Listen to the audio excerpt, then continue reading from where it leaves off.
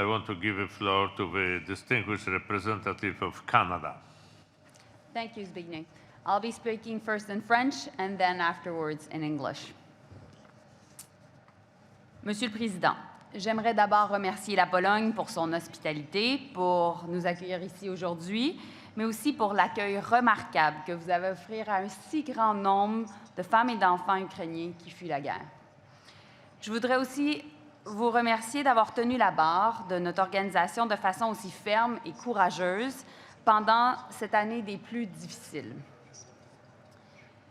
La soif d'ambition et de contrôle du président russe a remplacé sa conscience. Et il a choisi de faire déferler la violence de ses troupes sur la population civile de l'Ukraine. Le viol, la torture, la destruction de l'infrastructure civile, l'anéantissement de la culture, la mort, rien n'arrête ce président et ses visées expansionnistes. Personne ne peut rester indifférent face au mépris que démontre le Kremlin pour les règles les plus élémentaires du droit international. La guerre destructrice de la Russie contre l'Ukraine est aussi une attaque contre les principes fondamentaux de l'OSCE et son approche globale en matière de sécurité. Monsieur le Président, contrairement aux allégations du ministre Lavrov lors de sa conférence de presse ce matin et qui ont été répétées par le Bélarus un peu plus tôt, c'est la Russie qui a refusé le dialogue. La Russie a non seulement fracassé la confiance entre les États participants de cette organisation, mais aussi à l'échelle mondiale. Monsieur le Président, nous faisons face à un choix critique.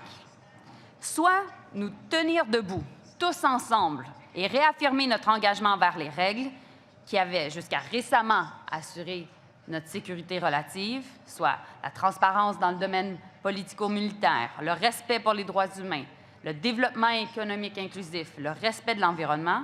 Ces principes guident l'OSCE depuis des décennies et sont maintenant gravement menacés. Ou encore, laisser les tyrans imposer leur règne de terreur en pleine impunité. La menace nucléaire, l'arsenalisation de la faim, la contamination du territoire avec des mines antipersonnelles. Personne n'accepte que nos règles puissent être brisées sans conséquence, que le mensonge remplace la transparence et qu'autant de violence et d'injustice peut être commis en toute impunité. La Russie doit être tenue responsable. I will now continue in English. Mr. Chair, Canada stands by its OSCE commitments. We value the work that the OSCE has been doing across the whole region in support of OSCE principles. And I thank Elga and her team and the dedicated OSCE staff for their tireless work to this end.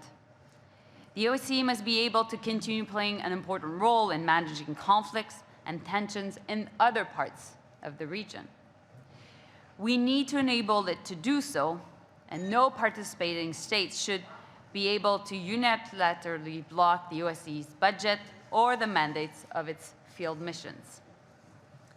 Mr. Chair, the OSCE is going through an unprecedentedly challenging period. But the day will come when Ukrainian men and women, driven by the resolve of our proud people fighting for their homeland, for democracy and freedom, will drive out the invaders and reestablish their full sovereignty and territorial integrity. It will happen, Mr. Speaker, and Canada will continue to provide Ukraine with financial, humanitarian, military, diplomatic, and legal support. We stand firmly with Ukraine for as long as it takes.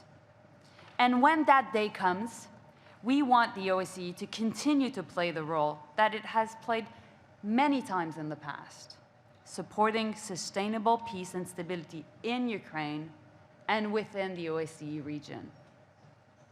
Finally, we also support international efforts, all of them, to resolve the conflict between Armenia and Azerbaijan without further bloodshed and in